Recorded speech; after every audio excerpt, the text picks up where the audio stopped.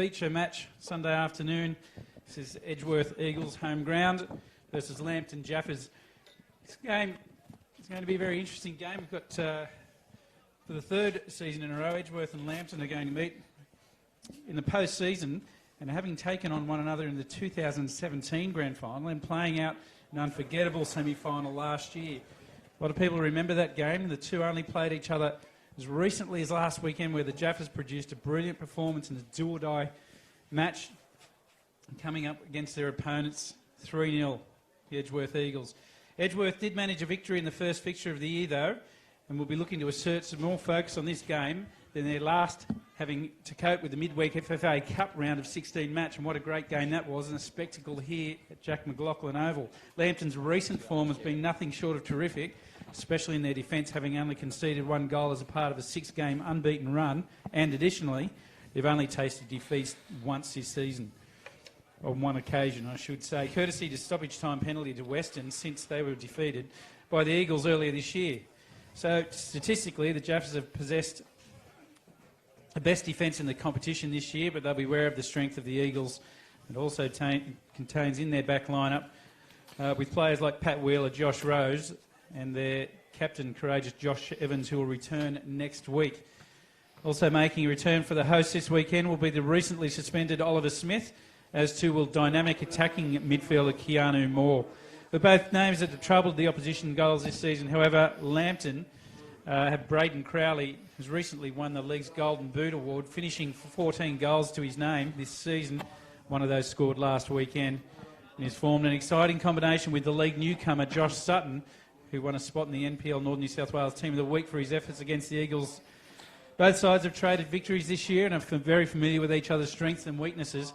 On a fantastic pitch out here, Smudge. Both sides looking to have a great afternoon in the first leg.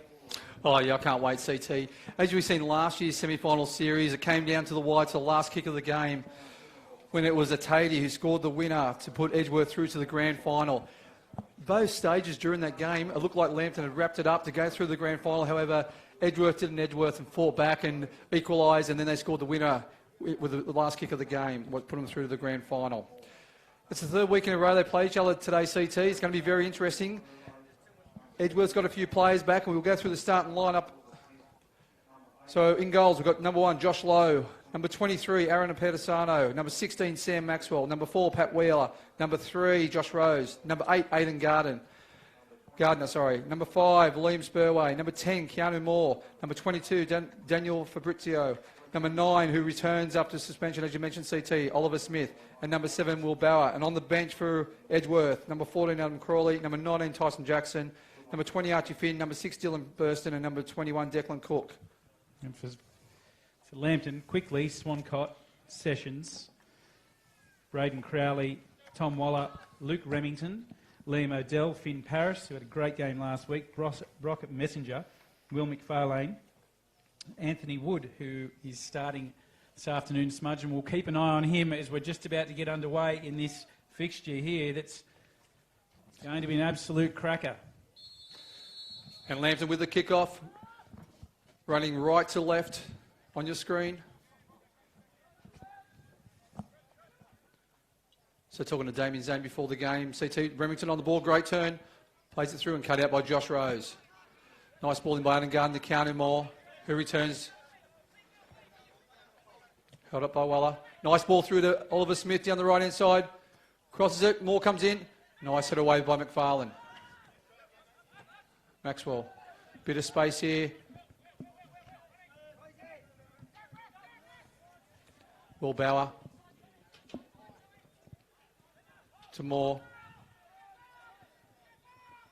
Keeps holding, and that's a foul on Keanu Moore. Look, the big talk about this pitch has been the quality of it, and what a great job this club, Edgeworth, have done in pulling this together. Obviously, the recent FFA Cup fixture, we see that one sprayed wide, with the Newcastle Jets, Smudge, and then the commitment, the rain that we've had over the last day or so, has just been incredible to see this pitch. There's a little bit of sun out now, and it looks like it hasn't had any water at all. Exactly, and the 20s have just played. The Jets beat Lake Macquarie in a convincing 8-1 win, I think it was. But the ground wasn't even chopped up. It is in immaculate condition, and congratulations to the stalwart Warren Mills and the Edgeworth committee. Absolutely looking brilliant. Look, the ground staff obviously need a huge commendment here, and Warren Mills has just pulled up into the area here. He's always reluctant to have a chat, but we might talk to him about the ground and the lights, etc. at some point during the game if he's so that way inclined, as we see Sutton smudge. Yeah, Sutton down the left-hand side, whips the ball in, cross to Finn Paris, and sprays. A good pressure by Edgeworth by Sam Maxwell and Finn Paris. Yes, CT, you're saying? So we'll come back to Warren Mills. Millsy, a little bit later. I really want to talk to him about the ground, how they've got it to look like this, the preparation for the FFA Cup, and also the addition of the new lights. And let's not forget the scoreboard, which is currently on the blink.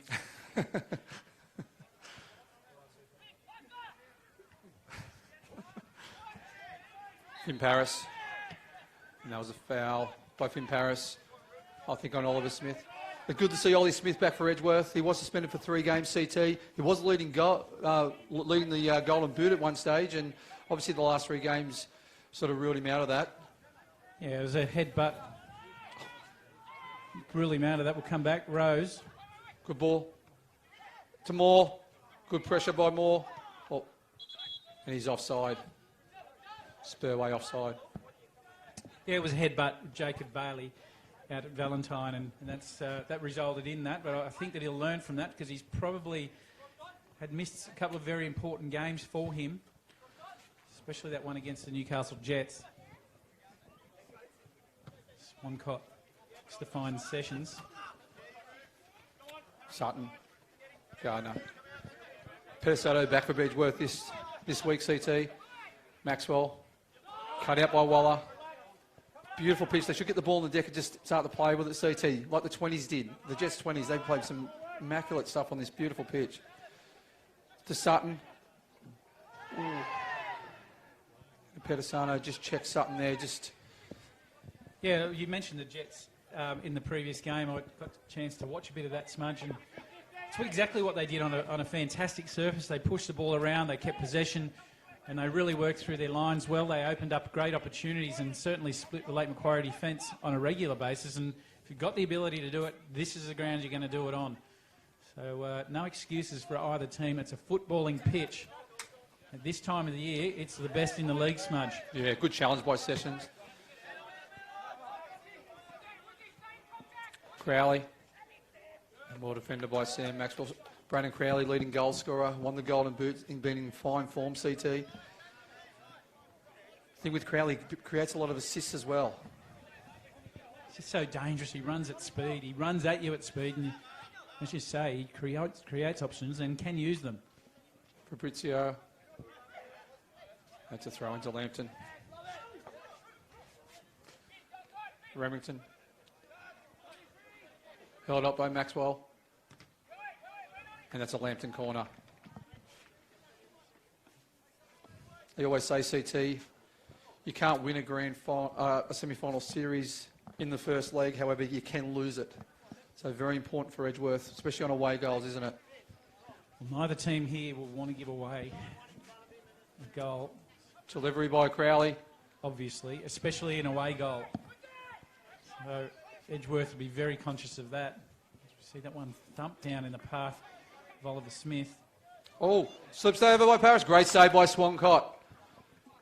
He was very persistent there, Oliver Smith.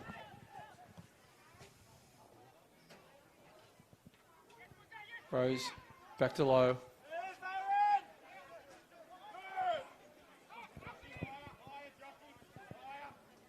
Good pressure by Lambton. A little bit slippery out there. A few of the guys have slipped a few times. Can't do more on the ball. Closed down by Finn. Spurway. To Fabrizio. One-on-one with Odell, and it's gone out for a corner. Smart, you say a slip, yeah, maybe, but do you know how much rain we've had in the last day and a half? It is I know. phenomenal that we're actually playing on this surface at the moment, and just the way that it's drained out, it's just amazing. I know a couple of weeks worth of rain straight, it might hold it a little bit more. I was just talking to someone that knows a little bit more about that than me yesterday, but it's certainly drained away well. Gardner Delivers the corner. It's cleared away by Waller for Lambton. He'll be a bit disappointed in himself there, Garner. Needs to beat the first man, CT. Well, you have to, don't you? It's got to go beyond, otherwise it's just coming straight back out.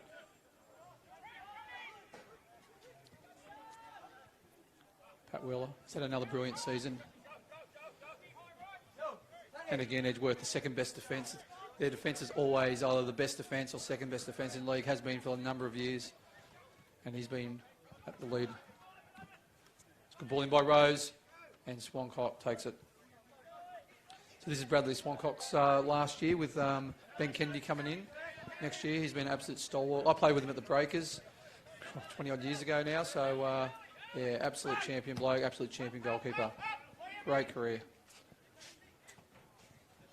Remington, held up by Wheeler. Remington. Back to Sutton. Back to Sessions. Edgeworth very deep here. Sutton, one-on-one with the Pedisano. Takes him on the outside. Delivers. Back stick. There's no one on the back stick, and Wilbauer cleans it up.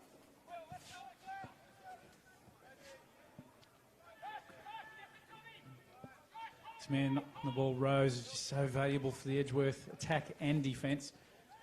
Scored 4 goals this year, Josh Rose, from left fullback. Always in the game, always attacking, always delivering quality balls, whether they're into the box or short. And he's always reliable and consistent. McFarlane, centre backs for Lambton, quite split here. If they lose the ball, Ollie Smith's going to be in. Odell. Finn Parrish drops in the right fullback, pushes the right fullback forward. Nice little pattern there, CT. The deep midfielders dropping into that right and left fullback position, pushing the fullbacks on, creating a lot of width. They've done it twice now. Remington, cut out by Gardner. Good solid challenge. Crowley, quick turn by Crowley, and touch just evades him.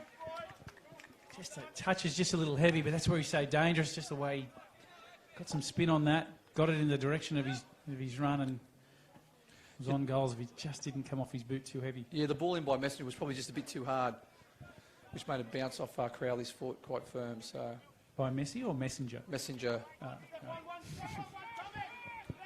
sure Lambton would love to have Messi out there. And back to Swan Cox. Both sides match up quite well. Here's CT playing very similar shapes, obviously. But they match up really well. And I like the way Lambton uses the width. They're right on the touchline, both ends. Don't have to whisper, mate. It's not a secret. It's like we're talking down on the bench. Don't want people to hear what you're talking about. Nice touch by Smith. Fabrizio, nice turn. Out to Maxwell. Great little ball into Fabrizio. Out to Pedisano. He's got a bit of space down the right-hand side. He crosses, and Swan Cox delivers.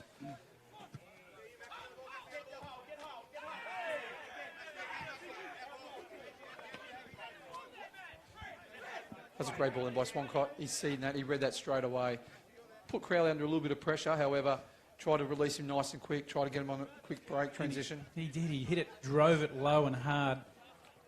The real purpose about his clearance out towards Crowley. Swancott wasn't happy with the challenge there from Maxwell.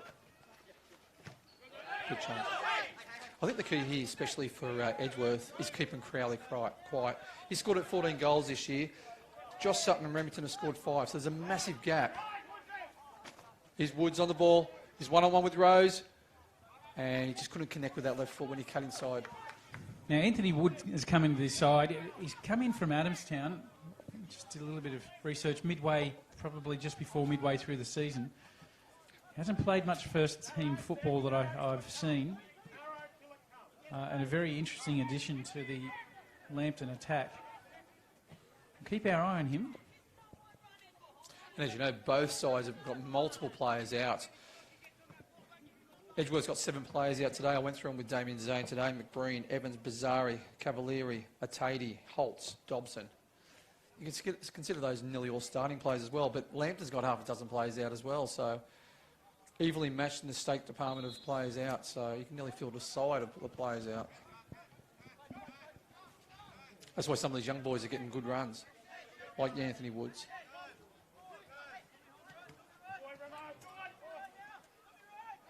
And Maxwell's only been back he was out for about 3 months with a broken leg, came back against Western a few weeks ago, was outstanding. So he's just gathering his fitness towards the end of the season as well.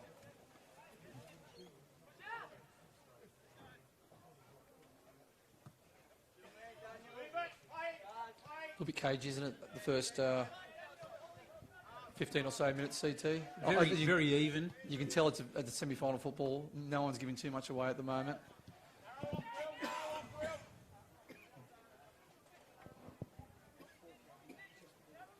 Messenger. All cut out by Rose. Gardner. It's more the Fabrizio. That's well played by Edgeworth. Good strong challenge by Waller. Moore comes away with it. Bit of feeling in this game, CT. Maxwell. Ball goes in. Cut out by McFarlane. Good to see you ask your question, CT, and you walk away. So it's a bit of a flu, so I'm for a cough. Pedasano. Swan Cox and takes it. Someone in his eyes a little bit there. Swan Cox looked a bit jittery under the ball. What about the bench for goalkeepers for Lambton? You've got Ben Kennedy sitting there, BK. Not a bad sub, Smudge. Oh, great sub. Great goalkeeper. I coached him at Broadmeadow when we won against, I think we won the grand final against South Cardiff Modern Major Premiers that year. So, yeah, I was back in 2005 maybe. No, 2007, 6. I can't remember, to be honest. Just somewhere back there. But BK he was 18 years old back then. And then he went to the Jets after that. So. We were talking to him before the game, and now he's 32. So still got plenty of time in him. Brad Swancott, 40. So Lambton will enjoy some good years with him in goals. Swancott in his own right, in great form at the moment. And certainly a sign of respect, leaving him in the equation through this final series. Messenger got a bit of room here. And again, good pressure. They're very compact, Edgeworth. Good pressure on the ball. Every time Crowley gets it, he's closed down nice and tight. Will Bauer, one-on-one with Waller, crosses it. And nice header by McFarlane. By Sessions, sorry. Fabrizio. Good pressure by Sutton. Sessions back to Sutton. And that's out.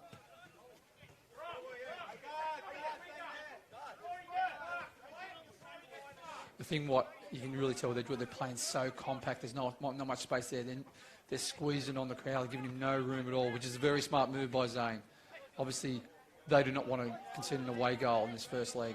It's when he's running at pace is when he's most dangerous, so if they can just stay tight and don't let him get any momentum, that's where they're going to be in front.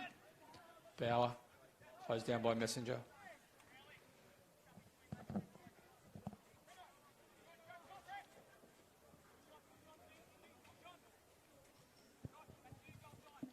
Bauer with a long throw.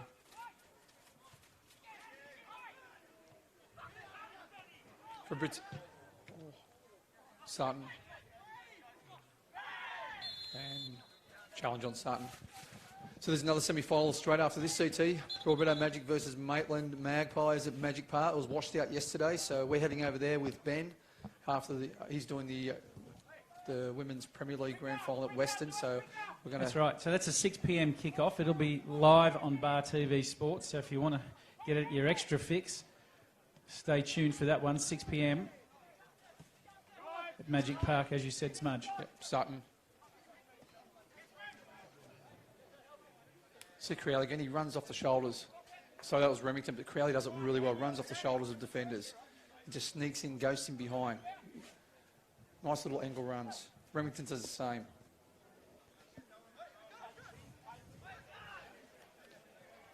Oh, nice turn by Crowley. Back to Sessions. Delivers. Remington. Cleared away. Very close by Spurway. Great ball in by Sessions. Remington unlucky to get their knot on. Just probably just a bit short for it. But, yeah, good opportunity for Lambton, but cleared away by Edgeworth. The Eagles took a big sigh of relief when that one got cleared out of the way, but it's now Wheeler takes charge.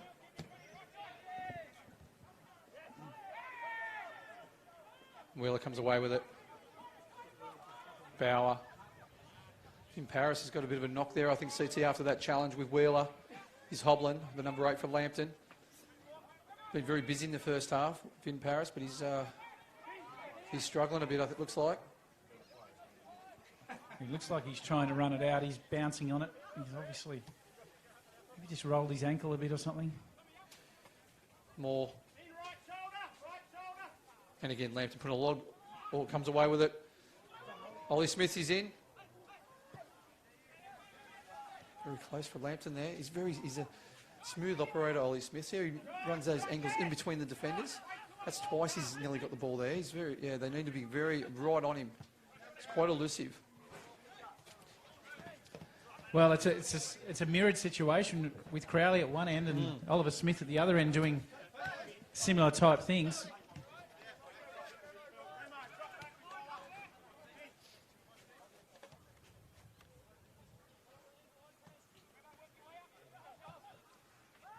And Moore's offside. I like the way you can see Odell there at a nice line, the back line, sort of slightly angled, but they'll just wait for Moore to make that run. The whole 4 defenders checked and he ran offside. Looks like Finn Paris needs some treatment here, CT.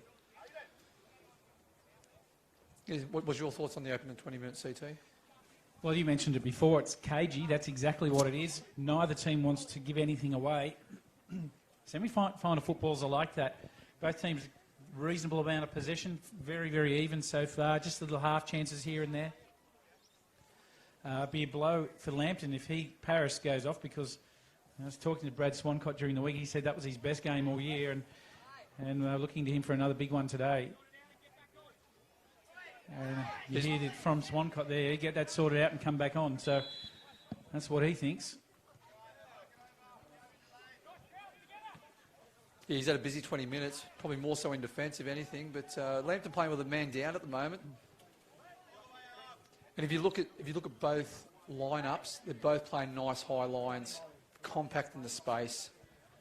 Well, that's reflective of it being cagey. You just don't want to give too much space away. You compact it up as much as you can, and when you're in defence, you don't want to risk it too far by going the other way. As we see Crowley looking for another one of those runs you're talking about, comes away at this time. Crowley crosses the ball, but no one in the back stick. Sorry, CT. See the way Crowley used his body there. He just checked. I can't remember who it was. Was it Pedisano or Maxwell, I think? The way he won the ball. Very strong player.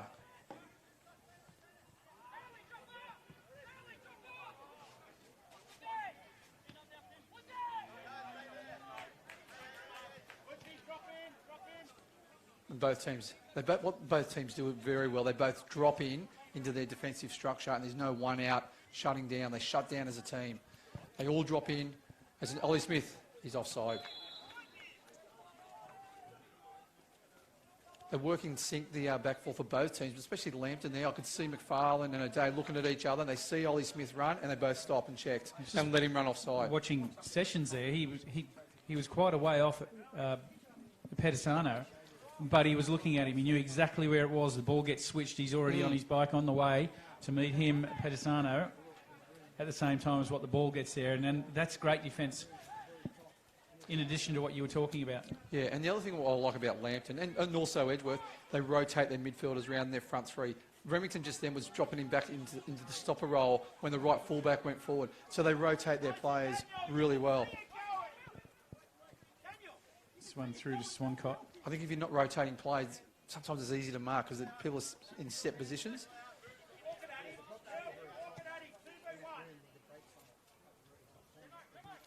Pascal likes to play with their centre-backs nice and wide. Can't afford to let the ball go because if it breaks down, Ollie Smith, he's going to be free as a bird in the centre.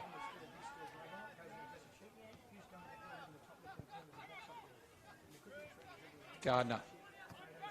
Out to Pedisano. And defended by Sutton.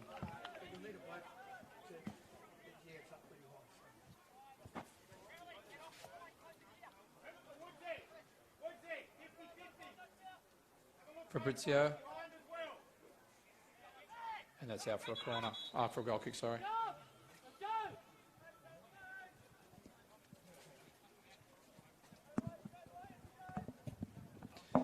If in Paris, they're still hobbling around, looking over to the bench.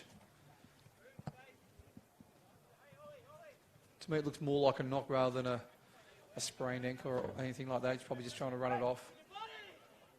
And again, talking his CT, see how Pascoe likes to have the width of his centre-backs at the 18-yard box. They're nice and wide, which is a good thing, but has to be careful it doesn't break down.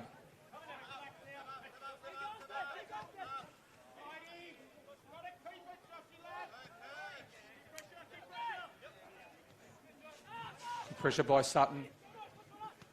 Good pressure by Sutton. Pedersano kicks it out for a Lambton throw-in.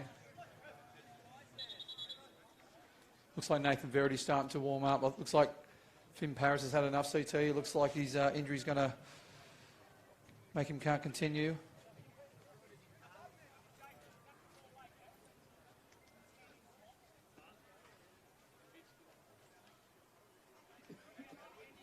So there's a substitution CT. Finn Paris has been substituted. And Nathan Verity has come on, the number 4.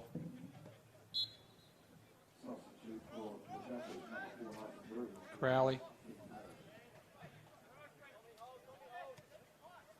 Verity gets his first touch. Verity's gone sort of straight into the centre of the park where Finn Paris was. Verity's, what I've seen, is more being a left fullback. Nice turn by... You didn't ever answer me again, CT. Just ask your question again, mate. Where'd you go? It's clearing the throat is where I was off to. Odell. And again, see how Pascoe likes him nice and split. Ollie Smith just lurking around there in the centre. Well, it just opens things up for, like this occasion here, for Sessions to pick up the ball reasonably comfortable. Pedersano's got to make decisions between he and Sutton. And that's the confusion that Pascoe is looking for. Wood, great turn by Wood. Attacking goals. Plays it in. Crowley gets a touch. And Pat Wheeler comes away with it. Yeah, Remington offside there.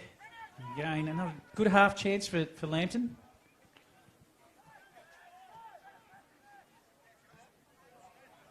More.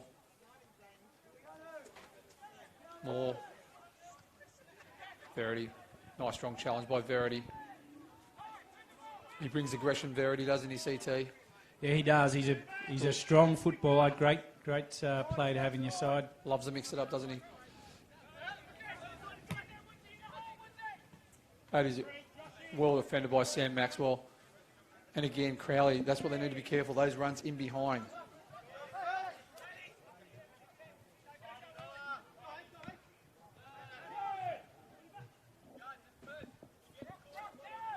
Crowley again.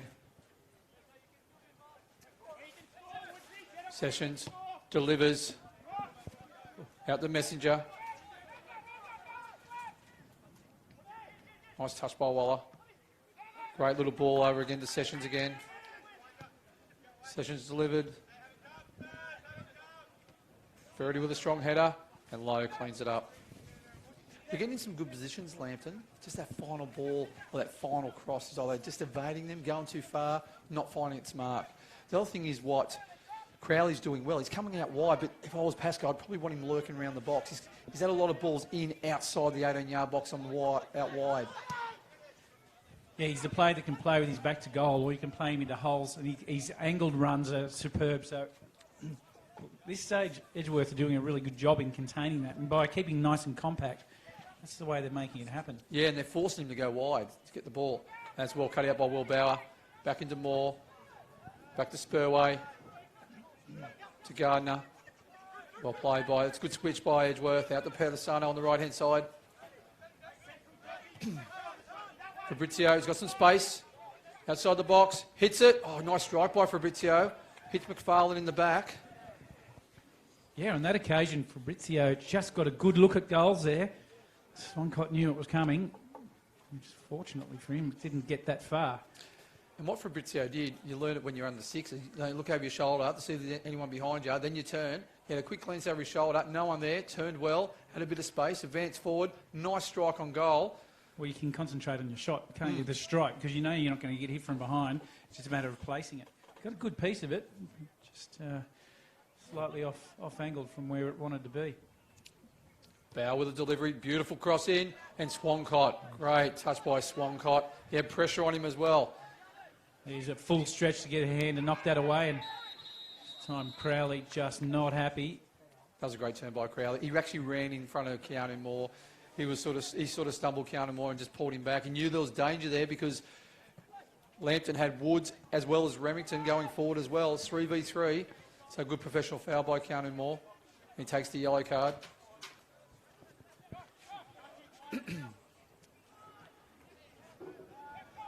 And again, there's not too much room in the centre of the park. Oh, nice touch by Gardner. Quality touch by Gardner. To Moore. Into Smith. Nice touch by Smith. He hits it. And well saved by Swan Cox. See the way Smith pulled away from his defender there. Just drifted out left-hand side. Just gave himself enough room to get that strike on, and Swancott, it had his full attention and it needed it. He's a good player. I just like... Well, Fabrizio, back to Smith. He'd have to be offside. He's obviously on the byline there. But just see the way he drifted away from his defender, gave himself some room. That's why he's got 12 goals this year, CT. Well, that's it. And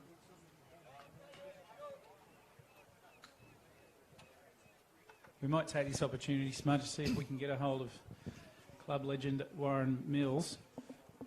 And we'll see if we can get through to our people to get to his people. That's just happened.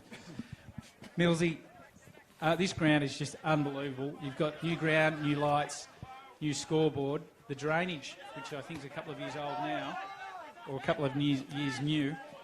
Who are some of the key people pulling this together?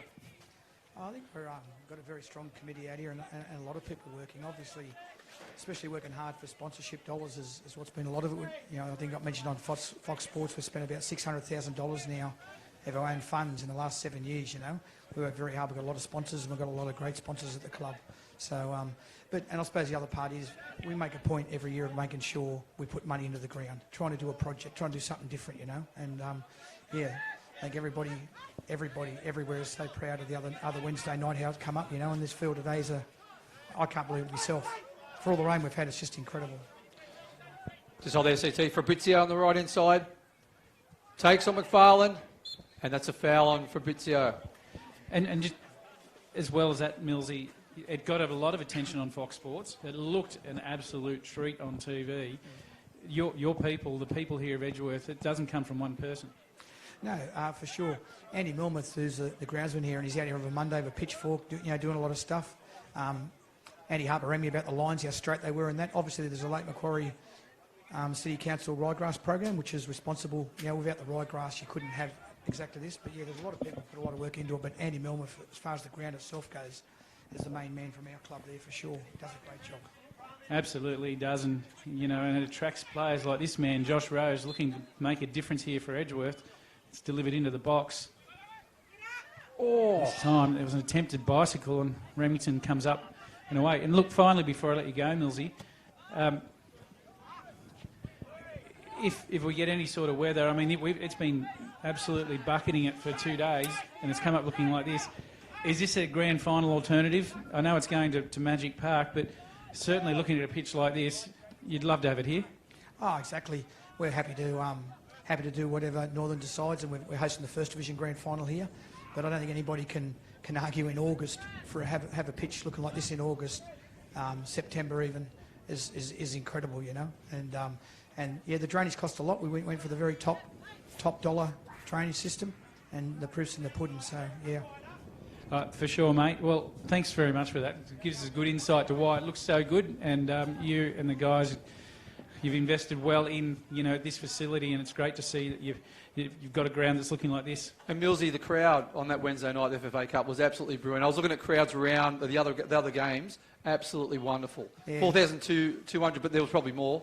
Yeah, possibly might have been a few sneak in the gate we didn't see. Yeah. It looked fabulous on TV, mate. No, Congratulations. Thank you very much. Yeah, we couldn't ask for any better result than what we got for everybody. It's so great, the amount of people that have come back and said congratulations on behalf of all of Newcastle, Northern New South Wales, not just about Edgeworth. You know, it was a good advertisement for our area, wasn't it? Yeah, and also it was just a pity you had so many players out as well, injured players. You know, so but mate, congratulations, absolutely fabulous. Thank you so much. Cheers. Well, you know, one of the things I love about Edgeworth, through the whole campaign in the lead up, we didn't hear about players that they had out. There was no excuses. They just came in, did what they had to do. And I did see a pair of tin snips missing from your garage, Smudge, so you might have been one of those extra ones through the back fence cutting your way in. Remington. We'll just go back to what about Zane and his players out in a second, CT. Woods. They're just trying to force that ball in that final third, Lambton. Messenger gets past Will Bauer. Good pressure by Will Bauer, and that's a goal kick. Yeah, what Zane does, he never whinges or never complains about how many players. He's got 7 players out today. Never complains how many players got out. And what that does, that gives confidence in these younger boys coming through. For sure. I mean, you hear historically a lot of people talk about who we've got out, and then you pull in a 16, 17-year-old and they get an opportunity. But these 16, 17-year-olds think that they should be here. Yeah, and that's the point is they're either being rotated or, you know, they're coming in genuinely. And Zane not talking about this player's not there or that player's not there. That's why I've had to bring in this. Am I going to be under strength? He never does that. He's always about putting out a good side. And the premierships alone will attest to the success of that. That's a great ball in for Crowley. And again, he makes that run in behind the defender, Crowley. Maxwell stands him up. Plays it out to Sutton. Good turn by Sutton. Go on his right foot. Back to Waller. Bell's on his least favoured foot. Oh, Waller, he sprayed that one. It just needed to be placed. He had a good sight at goals and would have had Low in a whole heap of trouble if that was on target. That was well played by Lambton. You know what? Lambton good when they're facing forward. Plays the ball in. And again, Crowley makes those runs, like we said before, right at the start of the game. Just him off the defender's shoulder. And he's got that pace and he gets him beyond. And he's got a quick turn. Obviously, Edgeworth aren't the only teams that got players out. Lambton's got half a squad out as well. But that's the thing what Zane does. He never says what players he's got out.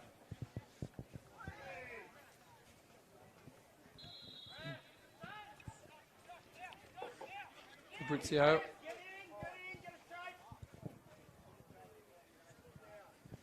Lambton back nice and earlier organised. But Edgeworth are coming forward in numbers. In fact, they're just leaving a one-on-one Maxwell with Crowley, Smudge. Yeah, remember two weeks ago, Aidan Garner, similar position, probably a bit more straighter. Now Crowley gets some extra attention. Yep. Rose delivers, back stick, and offside. It's like Ollie Smith was offside. And Smudge, it's Father's Day. It is too, yes. Yeah, happy Father's Day to all of the fathers here. Show down the end there. There's plenty of kids up here in the commentary area. Hope you've been looking after your dads today, boys. I just had to make special mention to my wife. She's so negative, Smudge. Your wife's lovely, mate. She is, but she's so negative sometimes. I remembered the car. I remembered the car seat. I remembered the stroller, even the nappy bag. Yet all she was whinging about was how I forgot the baby. Look at you, try not to smile on that one.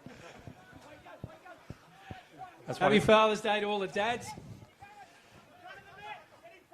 Sessions, great delivery. Sessions, back stick. Back to Crowley. Crowley strikes it. He has to be offside. He's offside. Remington coming in back stick. What a beautiful ball by Sessions. Just drifted over the back stick. Remington unlucky to get there. Bounce back to Crowley. Crowley striked, but smothered by Edgeworth. That's one of your best, CT. One of your best. Wasn't that good, but anyway. Well, that certainly got the attention of the crowd. I'm not talking about the joke. That was a big let-off there for Edgeworth. Ollie Smith. He's been solid. Tommy Waller playing in that number 6 role. As soon as Ollie Smith gets it, drops a little bit deep, he's straight onto him. He's straight on the counter more.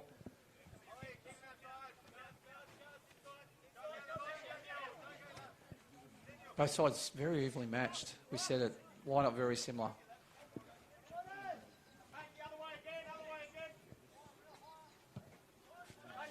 Nice ball out by Swan Cox out the Sessions. Gets a nice touch. Bounces forward. It's a foul by Pedisano on Sutton. Nice turn by Sutton. He's had a great year. Sutton come from Bell Swans. We've watched him a few times in the grand final for Bell Swans. It's good to see him in the NPL. Yeah, well, Warren Mills just mentioned that if the new FM grand final is going to be here, and wouldn't it, you'd love to be a new FM side playing on this pitch? Crowley delivers, beautiful ball in. Pedisano rises with a header.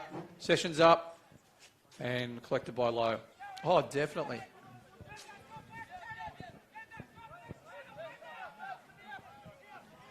Josh Lowe's done well there, and he's done well since he's come in for the injured Nate Cavalieri. He's hurt his wrist. He's out for the season. Well, I think he's and Pedisano sitting here wanting to know about it. Sessions watching, looking.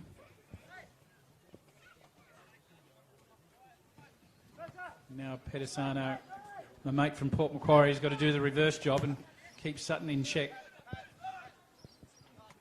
Gardner. Pat Wheeler. Pat Wheeler's just moving in the, creating the extra man in the midfield. He's advanced forward. Spurway set for him. Bauer, straight past Verity. Wood. That's a great ball in volley, Smith. Oh, he just went behind him. See him just drift out the back again. Yeah. Just caught McFarlane ball, watching a little bit. He just drifted out wide, gave himself some space.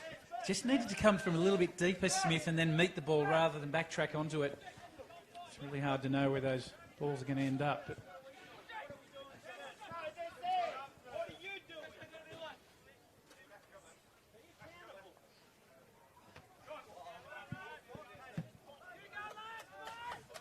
just looking across both sides here, CT. Lambton have got 9 different goal scorers for the year. Crowley have 14, the Golden Boot, with Sutton and Remington five goals apiece. Where you look at Edgeworth again, that they always tend to have a lot of goal scorers, 12 goal scorers over the course of the year. Ollie Smith obviously with 12, Will Bauer 6, Atades 4, Josh Rose 4, quite a few players on 3 and 2. That's the advantage with Edgeworth. They tend to get goal scorers everywhere. And that's really what you want, isn't it? It's just not one player that you've got to look after. You know, obviously, from Lambton, Crowley, and Remington, your big weapons are going to put goals away. But Edgeworth, players everywhere that can put the ball in the bag. Nice touch by Smith. Out the Wheeler. That's twice Wheeler's gone forward. Ball delivered in, and Swan Cox. And again, Pat Wheeler, he's smart. He comes in like a Ned Zellage. Comes in, gets that overlap in midfield. Spurway drops for him in the back line. Unless, I'm just looking at this side. Yep, Spurway dropped him for him. Had to reshuffle a little bit there. But yeah, he's just creating that extra man in midfield. Linking up with Smith and County Moore.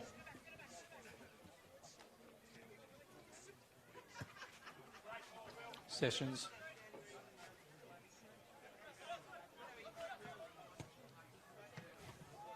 Tough ball in, cut out by Maxwell. To Moore.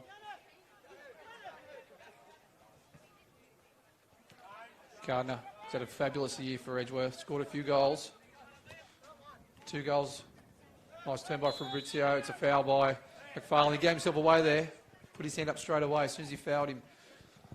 Yeah, he knew. Don't forget, if you want another fix of some football this evening, Broadmeadow Magic versus Maitland Magpies at Magic Park, 6 p.m. kickoff. You catch all of that here on Bar TV. We'll get over to the ground. Great afternoon. The weather this afternoon has turned out to be beautiful, so if you want to get down to the ground, that's a great place to be on a Sunday evening and watch semi-final leg between those two sides and Smudge. That one's going to be so close. You've got a team that maybe, in a lot of people's opinion, have underperformed Broadmeadow this year, expecting to take out the premiership, versus Maitland, who just, in the end, winning by 5 points. Yeah, exactly. And it's interesting to see what Zakovic does this afternoon. He's obviously got Justin Brawl there, got sent off last week. He's got John Griffiths out as well. Does he keep the back four? Does he bring on Ryan Enzer in the centre of the park? Or does he drop Oxborough, which I wouldn't like to see. I'd probably rather see Oxborough play as a 10. I don't know. I was just trying to think today what sort of lineup he'll do with a few players out when Maitland are fully strength. Well, and just quickly on that one with Justin Broadley, I tell you, I wasn't excited by that send-off. I thought it was pretty soft, and he'll be really, really disappointed not to be playing today. And I'll miss him. Yeah, against his old club as well. That's for sure, and he would be pumped up to play those guys as we see Wheeler progressing.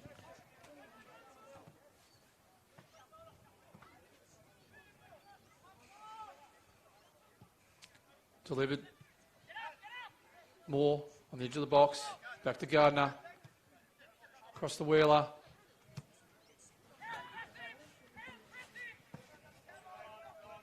Just looking at Edgeworth.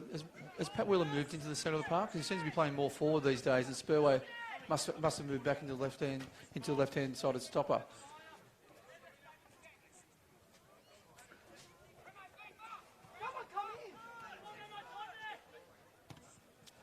Cut out, Crowley, one-on-one in the box, strikes it, nice strike, down by low. Good pressure by Maxwell on Crowley. He had a bit of space in beyond Maxwell, he probably could have taken him on the outside. But good pressure by Lambton to cause a turnover. And again,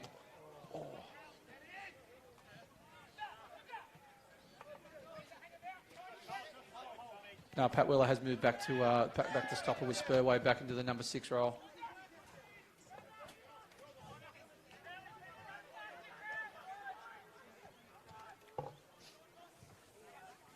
Bauer delivers. Great ball in. Fabrizio, free header. Oh, he should have done better there, CT. That was perfect. He sort of jumped a bit too early, I thought. Free. Fabrizio, you've got to get those on target, and you've got to put it just left or right of the keeper, even straight at him, better than putting it wide like that. That'll be seen as a straight mistake.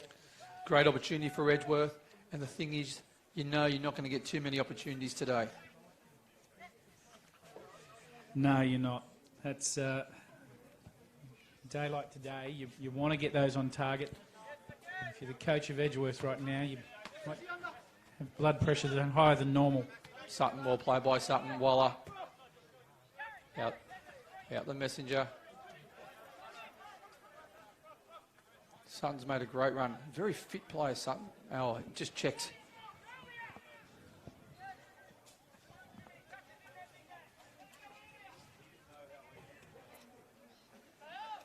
So we're getting towards half-time, CT. What are your thoughts on the first half? Look, it's been incredibly even. Both teams have had sort of chances. Nothing to say has been... Yeah, there's been no... Like that chance there we had from Fabrizio. That's as good as any that have been, I think. But look, very, very, very even. Both teams have set up very similar in their makeup. Well trying to defended by play and getting that opportunity on a pitch, it's as good as this. I hope the game opens up a little more in the second half. Yeah, I don't know if it will actually. I think both sides are going to be very cagey. Obviously, Lambton want to push for an away goal, obviously. But obviously, you don't want to lose as well because, they're going to play at home where they won 3-0 last week against Edgeworth. They're going to have confidence going in at home.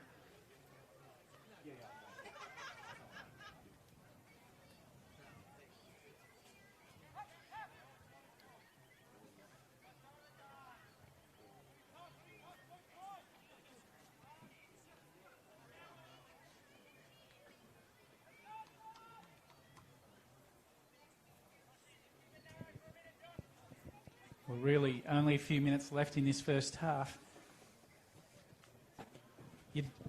Either coach would love a big static to grab something before half-time, Smudgen.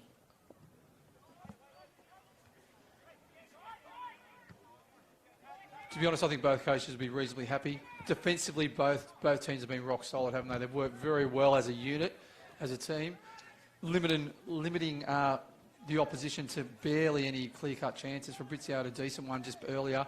Lambton got in and about a little bit round the box, but nothing too clear.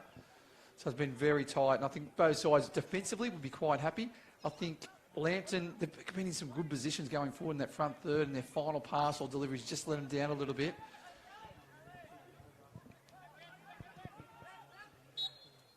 And there it is, half-time CT. 0-0 here at Edgeworth, between Edgeworth and Lambton. Just a quick wrap-up, CT. Yeah, I think both coaches will be happy with the way that they've gone defensively. It's just a matter of how much do you want to stretch it in the second half. That's the big question for me. How much do you want to just throw that little bit of caution away, and then, you know, do you just stay rock solid as far as Edgeworth concerned, haven't conceded at home? Is that the mindset, and do they sit defensively? Because if that's the case, that's a dangerous position to be in as well. So lots of mind games to come in for the coaches, and lots of things to think about, break down on their opposition when they go in at half-time. Yeah, it's a tough one. It's a tough one because Zane will be thinking his main aim is not obviously to win, but not to concede. If he goes away 0-0 after this, he would feel, you know, like not getting an away goal. He'll obviously want to win at home. However, he might feel that's a slight advantage because they could get a goal at Lambton. They've got enough attacking weapons when they've got play. They've got Evans back. They've got McBreen. Oh, McBreen's not back yet, but they've got Evans back. They'll probably have Holtz back next week. So they've got a few players to come back in. Well, the other thing is they've just come off a 3-0 loss on that ground, so psychologically it's a little bit different than playing on this pitch. So, you know, where does that one take your mind as a coach? Do I need to get a goal today? Because we went 3 behind last week. So talking about that, I was talking to Zane. They had 10 out last week against Lambton. So just with injuries and other issues. So they had a lot of players out. So they brought back 3 today. They'll probably get another 1 or 2 next week. So they're going to be stronger next week. But I think for Lambton, they'd probably be happy with a 0-0 draw as well. Obviously, they want the away goal. They'll love an away goal. A 1-1 draw will be better than a 0-0 draw for them because there's pressure on defence next week when they go away, when they go back home.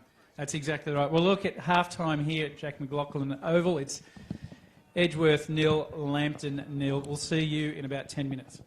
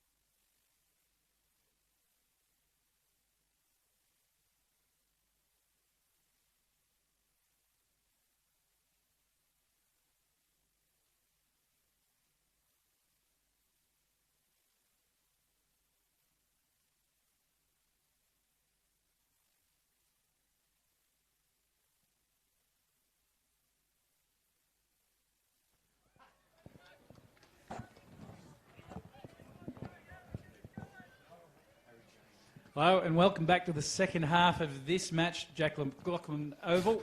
Pardon? I'll see if I can spit that out. Just like the chicken schnitzel. Jack McLaughlin Oval. The score's currently at Edgeworth and Lambton locked at 0-all, Smudge. And first half, a fairly cagey affair. Yeah, very cagey. Both sides playing very similar, playing nice high lines, nice and compact in the middle of the park. Not too many clear-cut chances for Brizio. Had one towards the end of the first half. Lambton got in and around the 18-yard box, but nothing too clear at the moment. I think it's going to be very similar second half, especially being the first lead CT. Edgeworth do not want to concede a home goal. Even though they'll love to win, they'll probably prefer not to concede a home goal leading into Lambton next week, the second leg. That's exactly right. Gardner getting on the ball. Just what Lambton and Edgeworth have done well is compact the space, so it's just hard to move the ball around. It's just so tight in there, as we see a Pedisano back to Spurway. Wheeler, who's had a good game, well, not just today, but all year and last year and the year before that, he's been wonderful for Edgeworth with Evans out. See that ball slid through the pack, back down to Wheeler. And just on Evans, he's back next week, isn't he, CT, for the second leg? And they'll welcome him back too as Spurway, looking for Smith and finds him. Smith cuts it back inside, looking for more. Another good opportunity for the Eagles, Smudge. Yeah. I know Smith, he sort of just rushed, sort of trying to cut it back to Moore. He had a bit of space there to probably turn. And possibly go straight to goals. Yeah. Where I was thinking that he was headed with that. He's only 10 yards from the goals. He probably could have had a pin because he's got a great shot on him. Either way, good start for the Eagles. Ooh. Just a weather update, CT. The wind's sort of coming behind the backs of Edgeworth, I feel. Yeah, we'll be looking at about a 7-kilometre wind from the south-east. As the weather clears, it just might move around a little bit more to the east, but it's definitely coming from the south-east at the moment. Spurway gets himself involved again, more. Bauer delivers into the box. He's not able to find anyone. And Sutton picks this one up, and he's got a spring in his step. He wants to play and finds Remington. And again, Sutton gets himself right in the thick of the action, just couldn't get past. Yeah, good Very strong Maxwell. Good transition by Lambton. Nice interchange through the centre of the park. Sutton burst on the left-hand side. I thought the ball into Sutton probably was just a bit too far and gave Maxwell an opportunity to sort of balk him a little bit. Would have been nice into Sutton's feet as he was running onto it. One-on-one with Maxwell would have been very interesting. Very busy Sutton, isn't he? He's up and back, up and back. Look, one of his big attributes that we saw with his play at Swansea, Belmont Swansea that is that he's very, very quick. So you want to get him in there at speed as well. And this time we see Wood making his way towards goals. Great ball into the box, and this time Gardner able to get it away to my mate from Port Macquarie, Adam Pedisano. Rubes, as he's affectionately called. And this time for Brizio, he draws a free kick. Smudge, both sides, just a little bit of action early in the second half. Maybe an indication of what the coaches have had to say at half-time, do you think? Yeah, that's right. And you know what, the other thing I was going to mention earlier, I thought the ball movement in the first half wasn't as sharp, mainly because both sets of defences were quite stagnant and very compact. But you need a bit quicker ball movement, and the ball movement in the opening few minutes of the second half has been spot on. Josh Rose, pinpoint ball to Bauer. Ball floated nowhere in the end. One thing about Josh Rose, he barely has a bad touch, barely has a bad pass. I reckon his turnover rate is minimal. It's consistent, reliable, very effective. And this is why he's played for so long in the A-League, and he's such a welcome addition here at the Edgeworth Eagles. And they love having him in their nest. Gardner, Smith, doesn't find his way to Moore, but this time Spurway. And he cops a clip, still on his feet, finds Fabrizio. Pedisano, good opportunity for the Eagles. Really could have done better at Pedisano. Lands back with it again. This time out for Gardner, who delivers. Good ball in. And this time for Fabrizio, just outside the top right-hand corner. Could have got that one away. Swan Cox. Not sure whether he'd have got there, Smudge. No chance there. Beautiful ball in by Aiden Garner. Just drifted. Fabrizio, he jumped nice and early. He hung. Header just guided past that top right-hand corner. Swan Cox would have had no chance. I love that, Smudge, because he did hang. He hung all right. He was right there. It's just, again, that he had one in the first half late. He's had one now. I'd love to get one on target because he's obviously climbing well. This time, Remington delivers.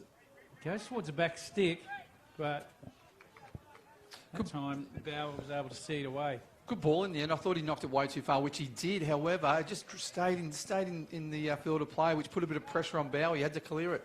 Woods coming in from behind.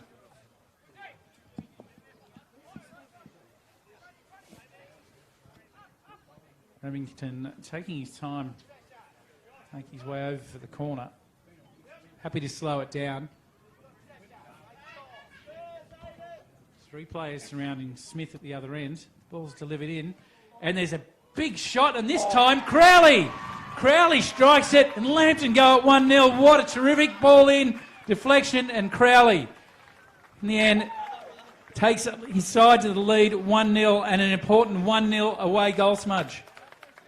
What a nice strike. It sort of ping-ponged around a little bit in the box. I haven't seen the replay, but what a nice strike by Crowley. It came down, he controlled it, and sort of volleyed it straight past the Pedisano into the goal. He was left free in that 6-yard box, so somehow he pulled away from his marker, left free when the ball bounced down to him. Great start to the second half by Lambton. Way goal, CT.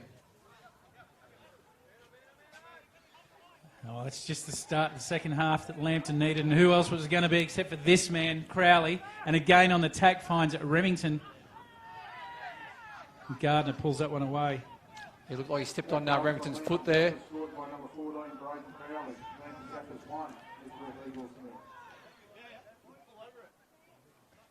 Sutton keeps it in. He goes forward. He's going for Maxwell here. And well defended by Edgeworth. Oh, Sutton, he pulls it back. Sutton strikes it. Sutton! Oh, what a hit from Sutton on that occasion. Just glancing over the bar and low, was stranded. Lambton turning up the heat here at Jack McLaughlin Oval. Really pouring the pressure on.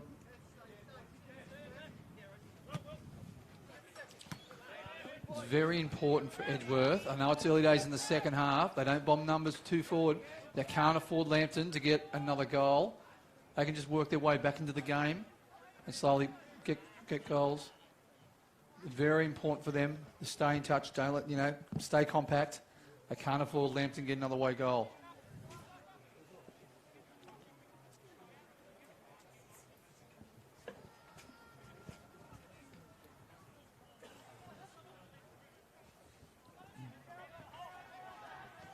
Pedisano, Maxwell, Wheeler, Rose with plenty of space and looking at his options. Not liking a whole lot that's on, and in the end, a little bit frustrated, Smudge. He didn't have any options and ends up going over the sideline. Yeah, the front three were a little bit stagnant. I'd like to see Ollie Smith sometimes drop into the deep hole just in front of the back four. There's some little holes around there, but it was quite congested by Lambton, but good pressure by Remington.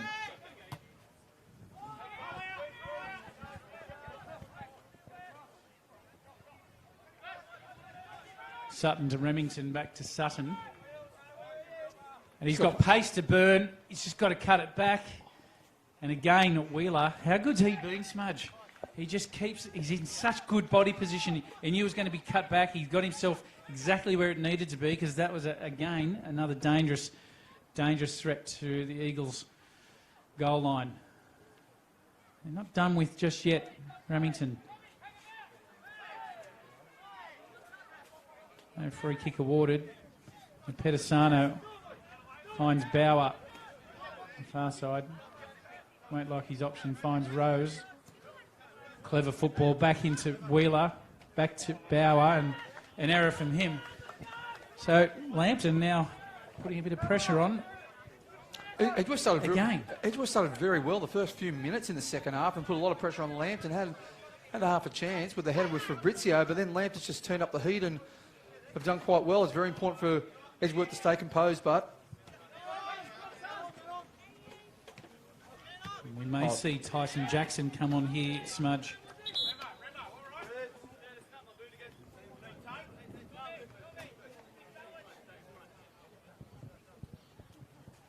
So it is. It's going to be Tyson Jackson replacing Aaron Pedisano. So it looks like Jackson's moved back to right fullback. He's just a straight swap for Pedisano. We'll just see if that changes as we go. Nice turn by Crowley. He's in fine form, Crowley. Here's Sutton.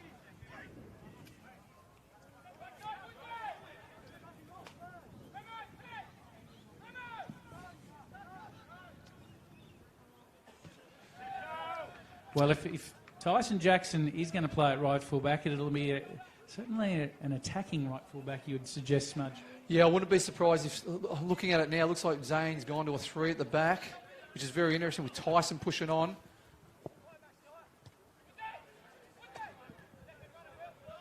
Playing more like a 3-4-3. We'll just see how it sort of pans out over the next few minutes. Maxwell Nice finds turn by Smith. Smith.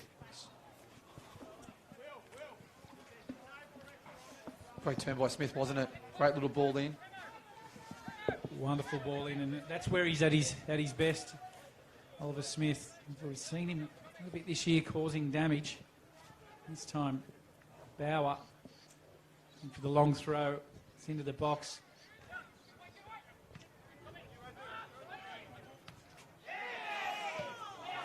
Edgeworth appealing a handball there on Remington. Probably fair enough, but back to Bauer if he can keep this one in, and he does so. And that time, Waller sends that right to the how you going. Woods. Sorry, you're right, it was Anthony Wood. This time, Bauer! Oh, what a strike from Bauer. He saw an opportunity. Swan Cox, absolutely no chance, and what a great strike from Will Bauer.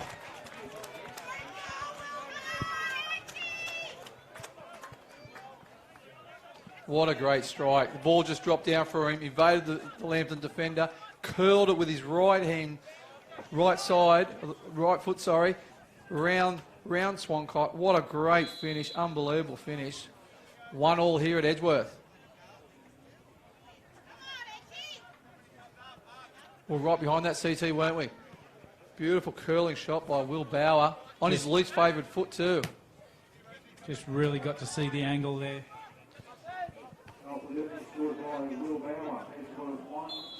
Crowley just looking to get himself in there again. Well, this game's starting to really shape up.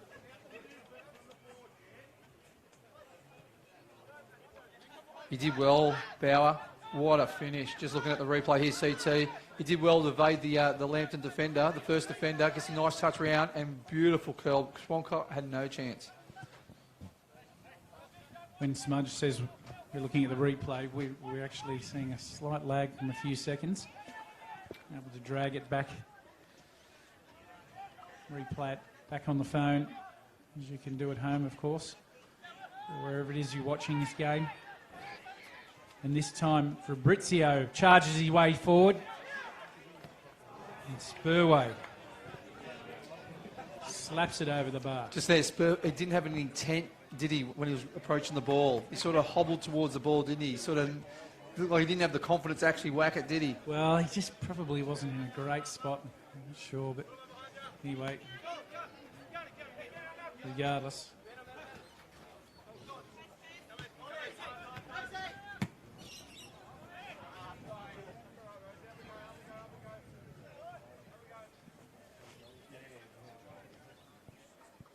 Lambton were on top there for a little bit.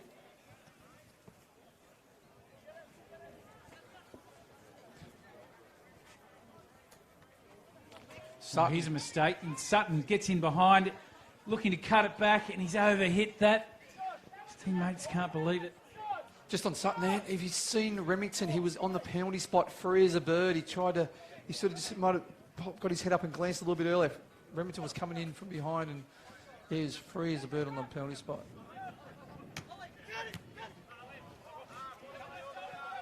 This time, Messenger looking to clean things up. Playing a dangerous game here with Smith. Rose gets ahead of there. Spurway. It's time. Bauer, the goal scorer. Moore. Into Smith. Now Verity will clean that up.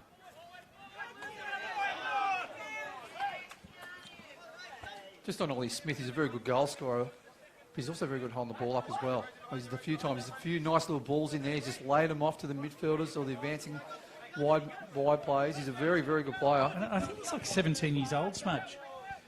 And he looks like he's been around for years.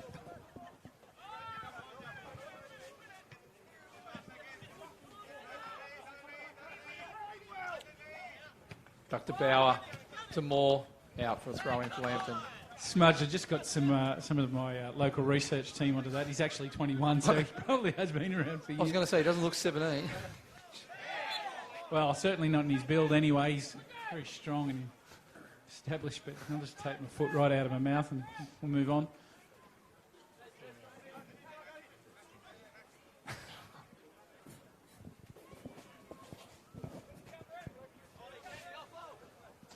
And the great Jim Kreser's just leaving the building. He's on his way over to Magic Park. Getting over there nice and early. Waller sends it Sutton on his bike. Edgeworth defence holds up there, well there, and Tyson Jackson and Maxwell combine up low, sending it deep back into the other end of Lambton's territory. A bit of aerial activity going on at the moment. Pat Wheeler experienced there. See Pat Wheeler ran around, knew where the bounce was going to go. He sure did. And Will Bauer.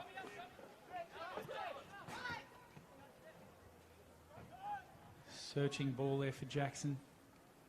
Yeah, I think Jackson is playing right fullback. He was running from deep there, so I think that was just a like swap with Pedisano.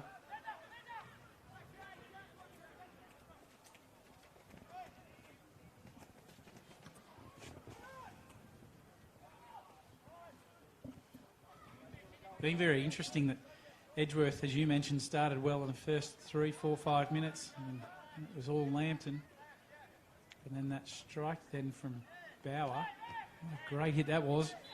And now it's back a little cagey again. Yeah, but even when Crowley scored to make it 1-0 to Lambton, Lambton stayed on top for a little bit. And then Bauer, now it just shifted the game a little bit. So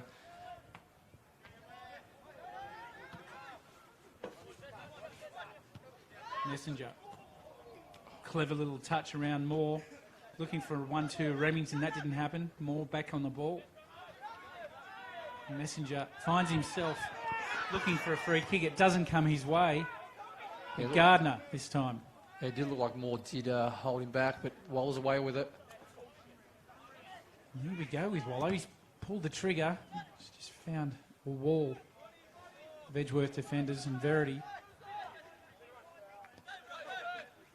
Pat Wheeler's rock solid at the back, isn't he, CT? His positioning is just brilliant. As this ball comes in, looks for Sutton and or Remington. Gardner finds himself with a little bit of space. I tell you what, if Remington and Sutton had their time again, you'd probably only get one of them jumping because you know the ball's going to bounce down and one can just wait for it. But they both jumped together, knocked each other out virtually, and missed out on an opportunity. Gardner out to the goal scorer, Bauer. Messenger at hand. Oh, again, a clever little ball to Woods. Wood, Messenger, and again, that man Wheeler.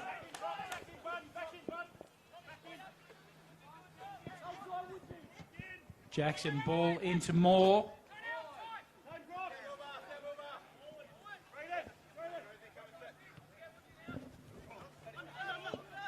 Crowley. Bauer, who's been busy, looking like he wants to play. Spurway.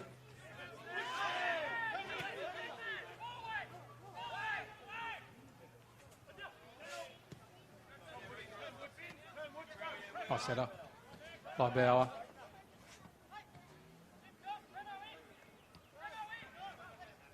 Gardner. Maxwell.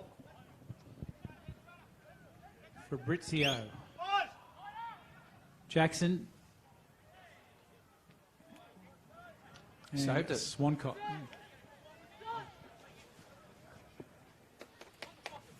He wouldn't have even seen that strike then a little bit earlier from Bauer. Well, he would have seen it, but he would have. He no, would have just no went. chance of That getting was. anywhere near it, Yeah, he would have said, "Well, that's a great strike." And that's probably all he can do with a strike like that. He just opened it up. This time we're looking for Fabrizio.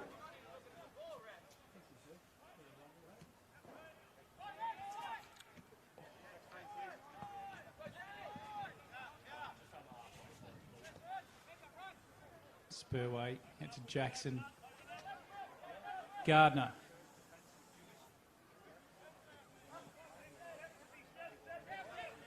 Maxwell to Wheeler.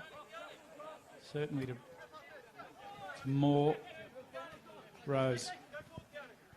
Edgeworth holding good possession here, and Bauer. He does want to know. Comes back out to Spurway. Again, Moore getting himself involved. Good play by Edgeworth. They've held it for about 10 or so passes. This time, ball. Bauer's claiming that he's been taken out in the box. A lot of noise from the crowd, but I'm not overly convinced, Smudge. Just looking down here at substitution CT, you've got the great Michael Bridges on the sideline for Lambton Jaffas. Not coming on, of course, but Probably still could. Former English Premier League great. This ball's being delivered in by Edgeworth. Comes in, back stick, Oliver Smith. Goes wide, and he's been dispossessed by Sutton, who's now at pace and has options. Finds Remington. Remington has a look, glances up, decides to go himself. Now he's going to cut it. And looking in that time for Wood, just didn't get anything on it at all. And now Wheeler back with the ball. Smudge, big opportunity there for Lambton. great opportunity. And Sutton again, his work rate is unbelievable. He's back now. He's on the right, over the right hand side. He's defending.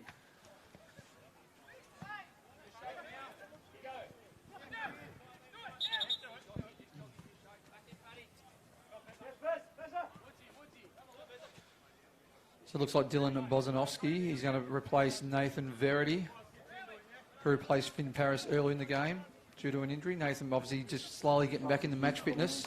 Number 4, Nathan Berry, has been replaced by number 9, Dylan Bozanovsky.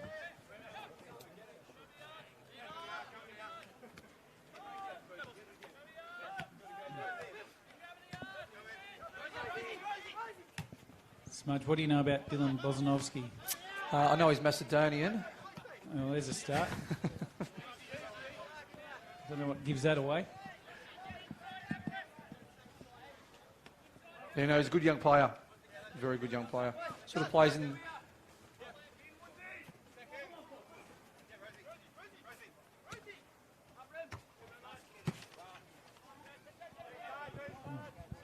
He's got a goal for Lambton this year. Dylan has.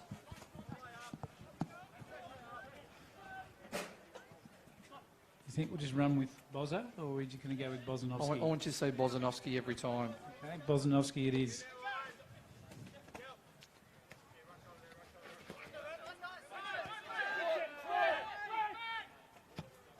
It's a great ball by Remington.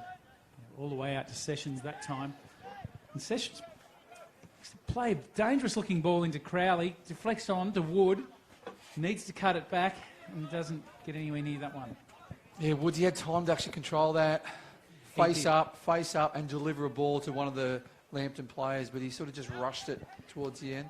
And for the young players at home looking, that's a great example of when you've got time, you're on the back stick on your own, you know there's nothing behind you, take that touch and then weigh up your options, because a side foot pass to a free man in the box is a lot better than just trying to put a speculator in that you don't have time to weigh up. And the other thing, what we're learning under six, is have that little glance over your shoulder to see if there's anyone around. If there's no one around, take your time with the ball. He probably thought someone was closing him in, so he sort of rushed it a little bit when he had acres of time. Well, I guess that comes down to, again, for the young footballers, it's spatial awareness and just understanding who is around you. And as Smudge just said, take a look over your shoulder. Just Edgeworth now charging, and Tyson Jackson weighing his options up. He comes inside, finds Fabrizio Jackson.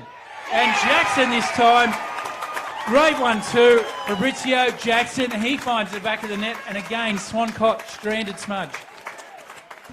And again, what a great play. Substitution by Zane for Pedisano, Jackson. But what he did well was kept his run going. Played the 1-2, kept his run going. Not many times we've seen runs beyond the back four. He made the run beyond the back four. He was left wide open. No one chased him, and well finished by Jackson. Edgeworth, 2-1. The key for Jackson there was his cut inside. Didn't go the sideline like some may have thought. And that's Jackson's third goal for the year, CT. And what a time to get it. Big moment at home, semi-final, first leg, where Edgeworth head to the same ground last week where they were beaten 3-0. Josh Lowe a little bit caught in no man's land there.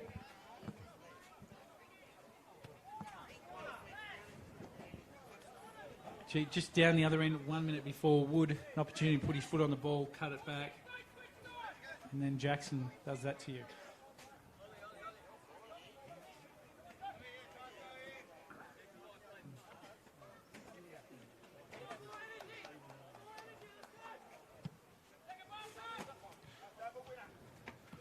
Yeah, smart move by Zane. He went to the three at the back. I'm pretty sure he did with Jackson pushing a bit more higher and wider than a Pedisano. Oh, chump. This time, now Waller plays it into Sutton. He's quick, Sutton, but he just lost his footing there. And Wheeler, clever, Gardner. If you're a coach, CT, would you like to have the free kick where Crowley was? Because he was crunched. The referee was going to blow it, but he allowed play on, which was good because they were going forward. Yeah, I liked the decision that they were going forward in numbers. They had some speed about what they were doing, and it was a little bit far out for a strike. So I think refereeing fair enough right there. Yeah, if Sutton didn't slip, he would have been a chance. Well, that's exactly right. It's just that he lost his footing, that he really diffused any real blows. This time we see Moore running at speed. Got Rose down his left side.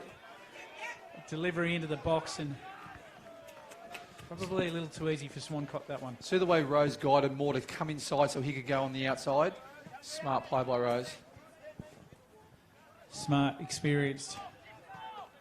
Sessions, Remington.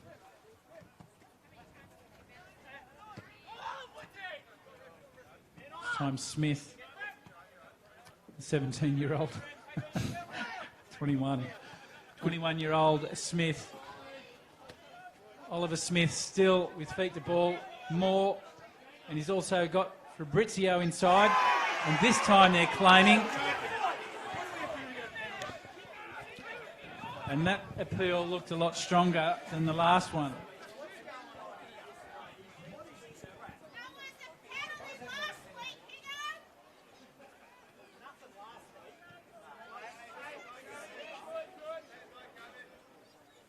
What do you think, CT, Pan? I know he touched him, only touched him lightly. I think Fabrizio probably made it more than what he had to. I think if he just fell normally... A little bit stronger, and just let that natural fall, than just like a bag of. Because Lambton did actually connect with him. However, it looked like he just tried to force the dive a little bit, which probably turned the referee's mind. If he fell naturally, I think. Yeah. But instead, felt like a bag of potatoes and looked a little bit, just a little bit. I think they could have got away with it. But anyway, Jackson, the last goal scorer. Of course, the first one came courtesy of a great strike. from Will Bauer.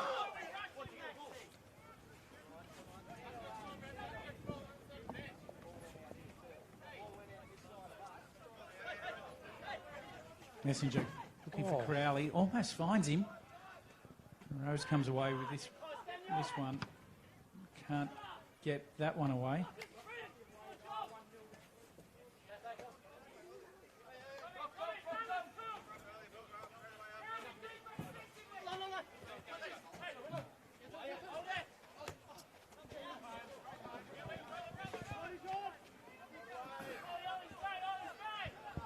Coming up towards the 75-minute mark.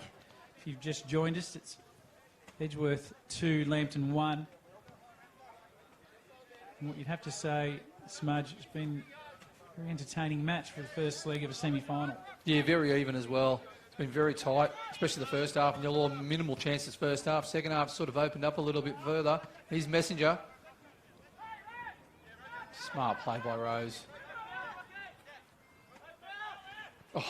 That is a quality play by Rose. Draws a round of applause from the crowd. Nice skills by Fabrizio. Spurway gets the call of quick from one of his teammates because he saw Jackson available with space in front of him, but that one's evaporated. That space I'm talking about. Wheeler settles things down a bit, gets Rose back into play. Just calculates it forward towards Smith. Just needed it to fall the right way for him and didn't.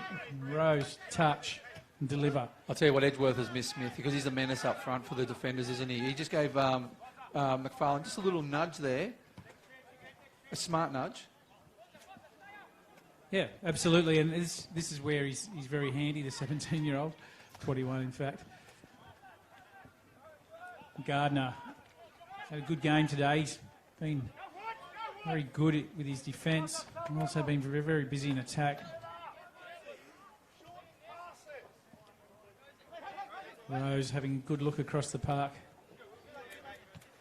I like the way he wants to go forward all the time, Smudge. He's not always looking to go back, and especially in that tight little play where he got a round of applause from the crowd, just got himself out of a whole lot of trouble. Very clever. But he's always looking to play as well. He's trying to, bring the midfielders in, bring the wide players in rather than just going long all the time. He's always looking to play the short ball. Interesting to see Messenger getting really frustrated there. And that filters through the rest of his team as this game goes on. Come off a 3-0 win from last week. And at this point, 76-minute mark, they're finding themselves 2-1 behind. Again, Rose delivers into the box. Again, looking for Smith. And Smith finds his way in, and it finds the back of the net. And somehow, Oliver Smith squeezed that through the gap. Edgeworth 3, Lambton Jaffas 1. What a finish by Smith. He's a goal scorer. He's a poacher, isn't he? Like I said before, he's a menace for defenders. He's always, right on him, knocking him around. He just sort of manoeuvred his way around McFarlane, I think it was. And the ball just drops to him.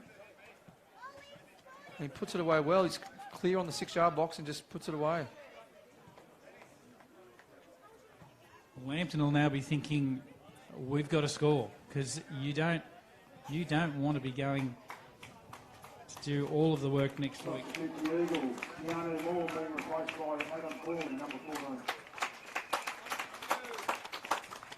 And replacement, Keanu Moore. He's had a solid game against CT, replaced by Adam Corley. Another quality player Edgeworth's got on the bench.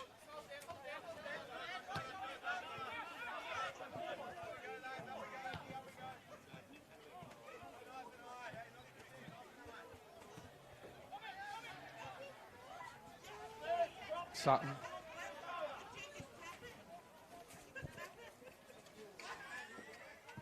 Remington into the box, looking Crowley, doesn't find him.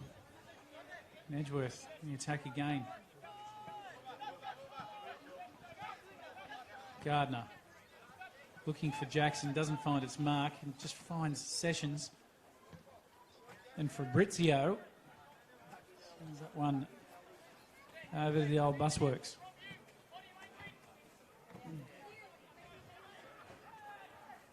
Sutton and Jackson get in a tangle. Let's play on. This time Remington looking for Messenger. And I think that one's hurt him, Smudge. Yeah, it was quite awkward when he went in for the challenge. It was blocked by one of the Edgeworth defenders. Josh Lowe just sends that one over the sideline so we can get a look at Messenger to see how he goes, because it did look awkward.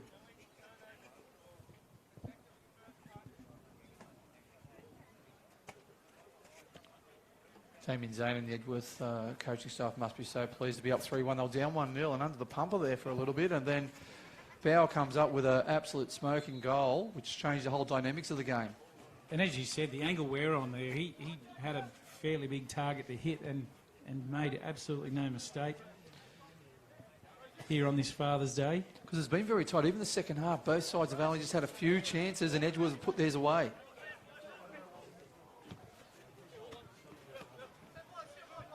Will Bauer finds it to Maxwell. Wheeler. Rose. The experience of Rose. Looking forward. Finds Smith, who finds himself offside. Father's Day, Smudge. Happy Father's Day to all the dads out there. We thoroughly deserve it. Any attention we get from the family. Yeah, absolutely we do. We do it tough. All the dads. Nothing without their other halves, no doubt. But it does open it up to be legal for the odd dad joke. You see Sessions cross this ball into the box and Lowe, no problem at all. So what do you get, Smudge, when you cross a snowman with a vampire? Frostbite. I said, people can't see your shoulders wiggling like I can. Frostbite. Oh, nice touch by Wood. Wood tried to thread the needle, but it just rebounds back to Crowley. And how quickly was Edgeworth to double team him straight away? Oh, and numbers behind the ball. Yep. They've got 9 men behind the ball. Gardner. Bauer. Wheeler. I like when Wheeler comes forward into the midfield. He just creates that extra person in the midfield. He's a quality player. He's played there for the last few years quite a bit as well. Well, he's another player that rarely misses an opportunity as far as his passing goes. And this time Smith, again, looking dangerous. Fabrizio, back to Smith. Still with Smith. And gets a strike on goal. Smith. Oh, and it looks like... Is he cramping or is he... He grabbed his hamstring straight away. He went down straight away with his hamstring. To me, it looks like a cramp because if you tore your hamstring, you wouldn't be doing that, I tell you. No, not unless you're one of the characters off The Incredibles. You wouldn't be going anywhere near that. That's a cramp.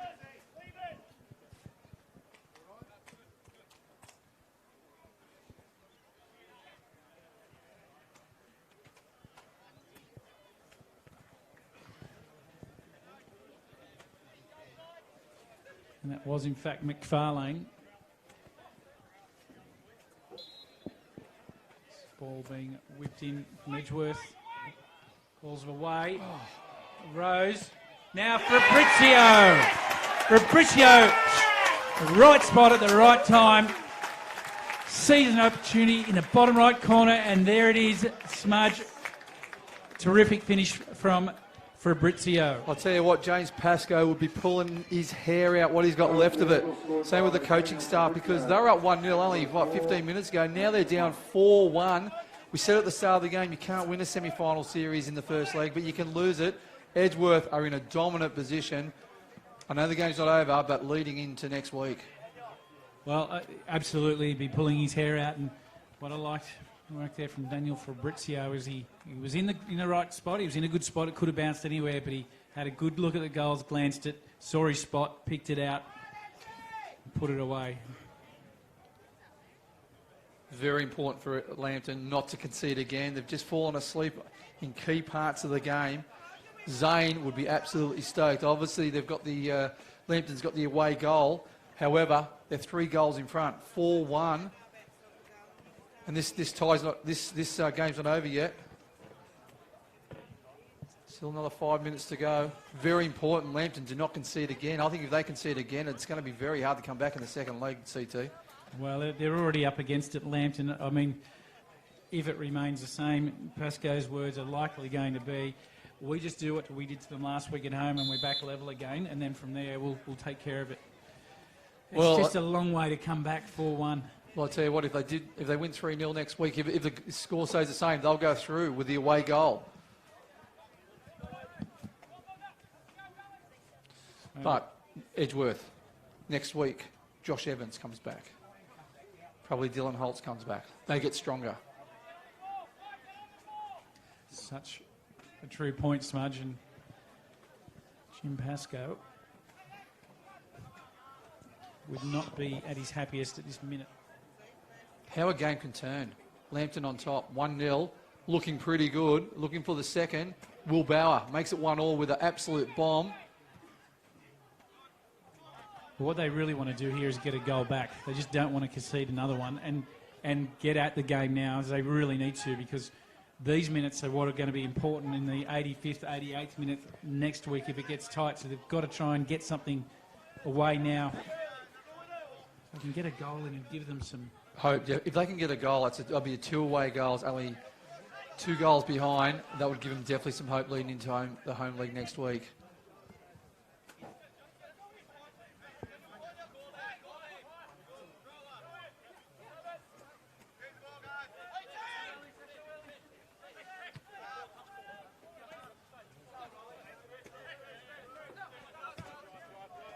Ball out to Sessions, dealing with the sun. Remington, he delivers the ball into the back stick. Ball.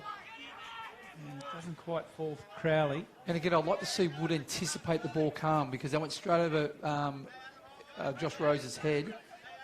Woods was sort of just on his heels there at the moment.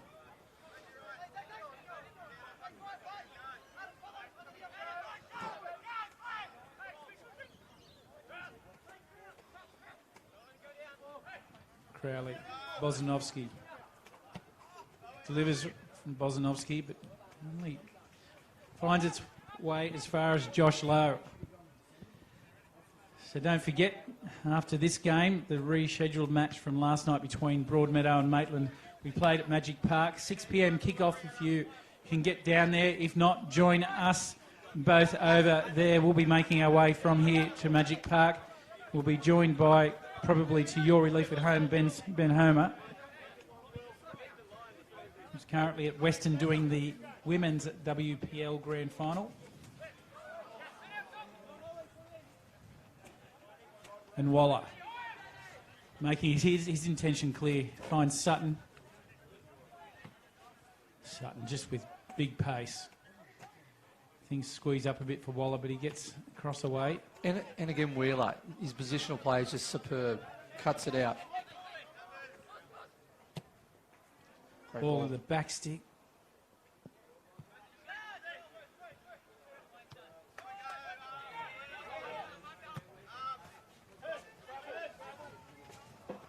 Smith lets that one run out.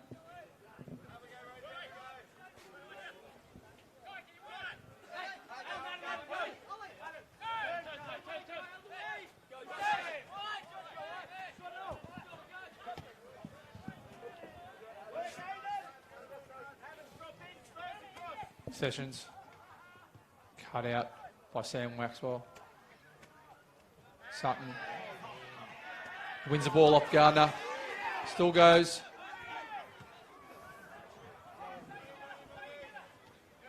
Solid challenge by Sessions. And he's blown the foul on Sessions on Gardner there and giving Sessions a yellow card, CT.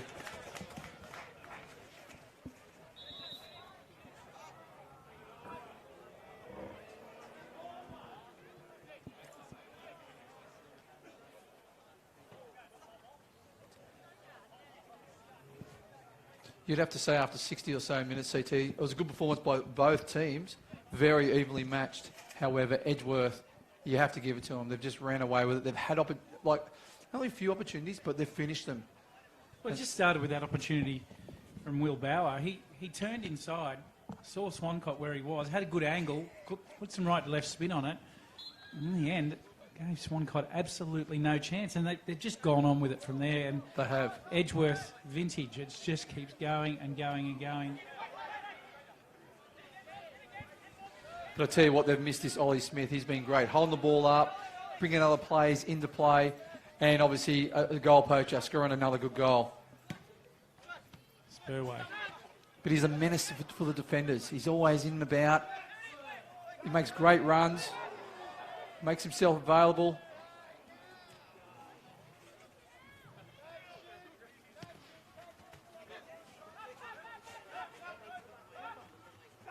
Wheeler, absolute quality.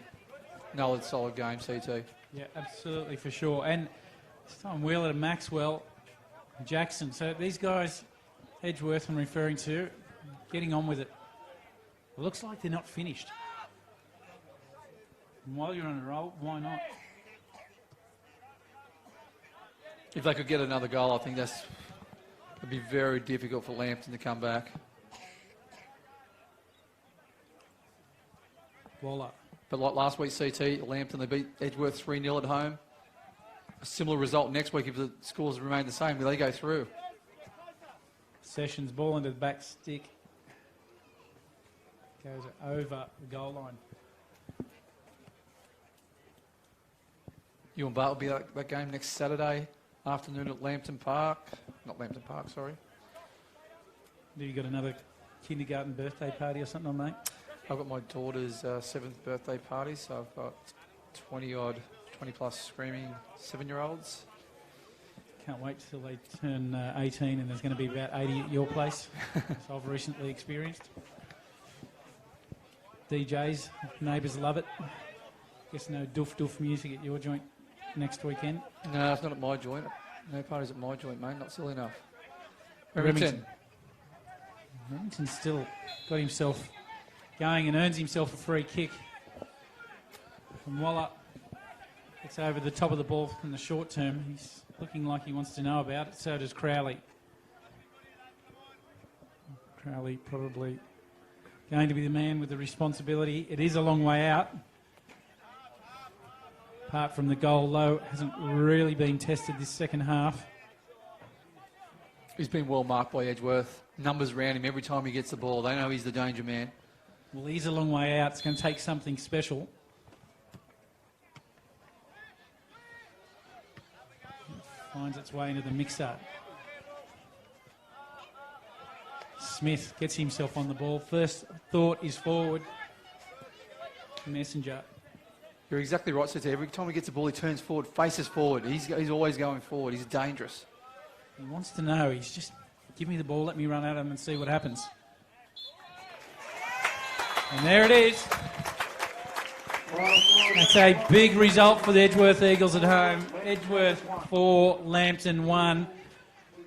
Smudge, this one sets up next week for a Lambton side that have really got to come out attacking. Oh, exactly. If they win 3-0 next week, they get through. They won 3-0 last week against Edgeworth at home, so it's not impossible. However, Zane would be absolutely stoked, especially going down 1-0. They've conceded the away goal.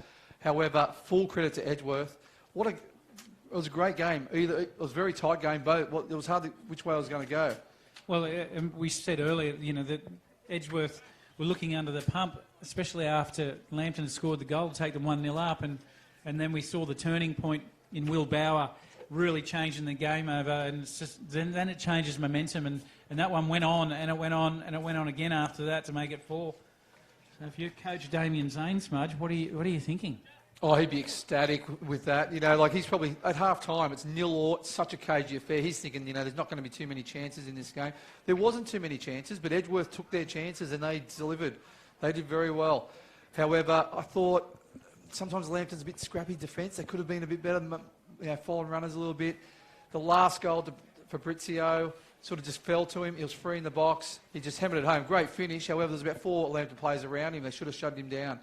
So yeah, look, the other thing is just to finish this one off, is that when you are in a position like this, you'd be looking as far as Damien's saying, he's likely to say, you know, we should have had a penalty there, because I know he was strong about his emotion. It should have been 5, not 4, and then that makes a difference. Oh, exactly. So leading into next week, it's going to be very interesting. Lambton have to be very careful. Like, they need 3 goals. They need minimum 3 goals. So, but they have to be very careful. They don't go out of the blocks too quick, because if Edgeworth get one on the break, catches and bear at the back, there's an away goal. So they need to be very careful. It'll have to be a smart performance by Pasco's side next week. I think they just need to try to get a goal and just chip away. Can't leave themselves too exposed. Well, look, that's going to wrap us up here at Jack McLaughlin Oval. Edgeworth, the home side, Edgeworth Eagles 4 over Lambton Jaffas 1. Don't forget, you can join us at Magic Park tonight, Broadmeadow Magic versus Maitland Magpies. If you can't make it down to the ground, you can see us here live, Bar TV Sports, at 6 p.m. Who's your tip that one, Magic versus Maitland today or tonight in a few hours? Look, Magic have probably, to be honest for me, have underperformed this year. They're at home. They're going to be tough to beat, and they'll have a big crowd in. Yeah, I agree. I think they're going to be tough to beat at home. I think Maitland, they were a solid side and well-deserved premiers. However, I think Magic at home is going to be, we've got some key attacking players that Maitland need to close. Otherwise, it's going to be very tight. Well, we're looking forward to this doubleheader, second leg of it tonight, 6 p.m, Magic Park. Thanks for joining us, and we will see you at 6 o'clock.